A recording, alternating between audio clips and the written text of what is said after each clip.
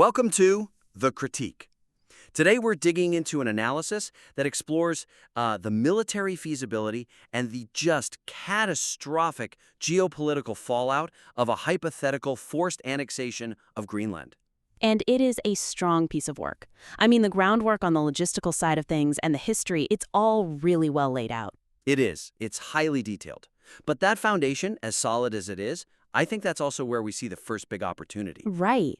To really maximize its impact just by tweaking the structure a little. I think I know where you're going with this. It's about how logistics and engineering are just everything in the Arctic. Exactly. So the analysis does a fantastic job establishing Greenland's strategic importance and all the practical military needs.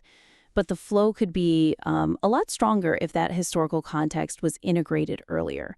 It would provide a much better foundation for the operational challenges you lay out. Okay, so right now it presents the four main requirements for controlling an island. Domain access, sustainment, all that. It does. And then it pivots back to the 1941 U.S. occupation and the later defense agreements. Which is the core of the weakness, isn't it? It is. You're holding back your best evidence. You list these modern, complex requirements, and then you prove they matter with history. It makes that key lesson that logistics and engineering are in command. It makes it feel a little disconnected. Yeah, it almost feels like an add-on instead of the central premise. If the history comes second, it's just background info. But Greenland's whole story is a story of logistics. It should be setting the rules of the game before we even talk about the modern plan. That's a fantastic way to put it. So the suggestion here is to have that historical narrative come right after the discussion of Greenland's modern importance. After you talk about its location, the Arctic routes, the Pittafig base. And then use the specifics from history, like the cryolite asset, Camp Century. Yes, exactly. Use those to prove the historical primacy of logistics and engineering. Make it the core logic of the whole argument. So as a concrete example, you could, resequence the sections? I think so. Move that historical account and its big lesson learned so it comes right before you list out the four modern requirements. For instance, talk about the insane engineering that went into Camp Century, that city under the ice. Use that to show that sustainment in Greenland is this, historically proven military-scale nightmare. I see. So that way, the modern takeover plan, a few hundred troops, some C-17s, it becomes the payoff. The history shows why the invasion's possible, but also why it's not really sustainable. You got it. It establishes the incredible complexity of the keep operation before we even get to the take operation. And that sets up the core tension of the entire piece perfectly. It does, which brings us right to that tension, moving from the setup to what happens, the second after the takeover. Right. So the material does a great job defining the difference between, let's say, a simple military win and a really costly strategic one. But the way it describes how easy the takeover would be, it sort of minimizes the logistical nightmare that follows. It makes the strategic cost feel a bit abstract. Yeah, that part is very persuasive. A few hundred troops, no shots fired. You really sell the ease of the tactical part. But I wonder if focusing so much on the speed sort of accidentally undercuts how instantaneous a strategic failure would be. That's the weakness right there. The focus on the tactical ease just completely overshadows the immediate and frankly massive logistical effort needed for sustainment. It's framed like this slow leak, like the costs rise over time. But the reality would be more like a dam breaking, right? An instantaneous flood of operational failure. We can't let the reader think this is a slow burn political problem. It's a logistical cliff dive. So the suggestion then is to connect those four requirements we talked about, access, sustainment, all that, directly to the failures you'd expect on day one. Yes. We have to transition much faster from we took it to we can't possibly hold it.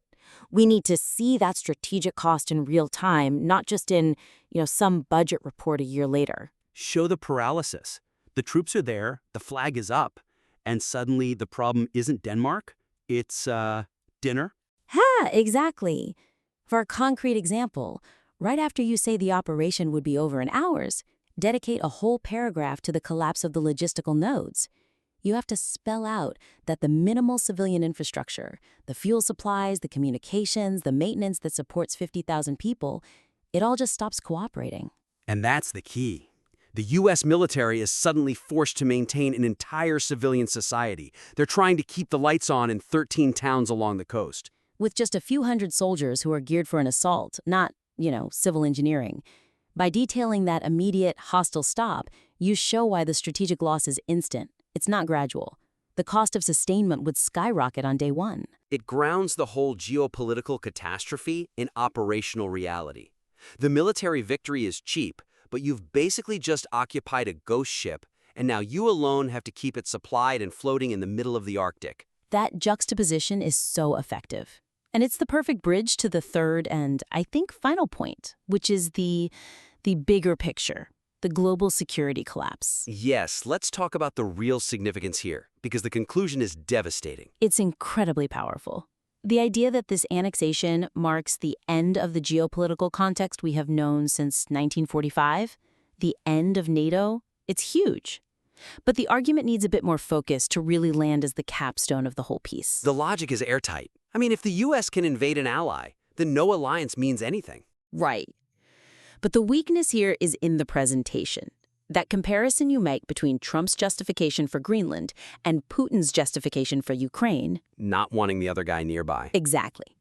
It's a brilliant, thought-provoking parallel, but it comes in at the very end, almost like an afterthought. And that parallel is probably the single most damning point in the entire analysis, and it's being underutilized. It's the ultimate so what, isn't it? It's the moment the U.S. essentially adopts the exact doctrine of its primary adversaries. That needs more space. It really does. So my suggestion would be to dedicate a specific, sustained focus to those geopolitical ramifications. The central thesis has to be the structural demolition of the entire post-World War II security framework. So instead of just saying NATO dissolves, we need to show the reader the panic. Show why a leader in, say, Japan would be immediately reassessing their entire defense posture. Yes! As a concrete example, front-load that discussion about the destruction of trust. Detail how shattering that central pillar of NATO immediately impacts specific allies. Japan, South Korea, Australia. If the U.S. can just betray Denmark, what faith can Taiwan possibly have in U.S. protection? The ripple effect is massive. Nations like Japan would have to instantly assume they're on their own. It doesn't just end NATO, it would kick off global proliferation, because the guarantor of the old order has just become a predator. And that leads you right into that final critical parallel. You reframe the Putin comparison not as just some observation, but as the final, damning proof that the U.S. has become a predatory and expansionist nation. Highlighting the symmetry of the justification. Precisely. You emphasize that the U.S. action, even though it's quick and bloodless, legitimizes every similar expansionist argument across the globe. The U.S. basically publishes the new rulebook for the world. Might makes right, alliances are temporary. And that cements the idea that this marks the end of the world as we know it. That comparison has to be the explosive final paragraph. It has to tie everything together, the strategic, political, and moral collapse. It's the final word. It's chilling. Because you show the ultimate irony, right? The whole goal was keeping Russia and China out of the Arctic, and you achieve it by adopting their exact tactics on a global scale. It is self-defeating on a cosmic scale. That power needs to be front and center. Okay, this is all incredibly helpful. This is a very robust piece, and these are huge opportunities. They really are. So just to summarize the actionable feedback. First, we recommend resequencing that historical data, the 1941 and 51 agreements. Make history the proof, not just the context, for why Greenland is so hard to hold. Second, deepen the description of the strategic cost. Detail that immediate post-occupation logistical breakdown. Show us the collapse of those civilian nodes on day one to prove the tactical win is an instant strategic failure. And finally, sharpen and expand the geopolitical section. Specifically, highlight that Putin parallel as the ultimate proof that the U.S. has just torn up the post-1945 rulebook. The analysis at its core is strong. It's detailed, it's incredibly persuasive. These adjustments are purely about maximizing the impact of its central and, frankly, profoundly unsettling thesis. We really look forward to seeing the revised version. Please submit your work back in after making these adjustments, and we'll be happy to provide another critique.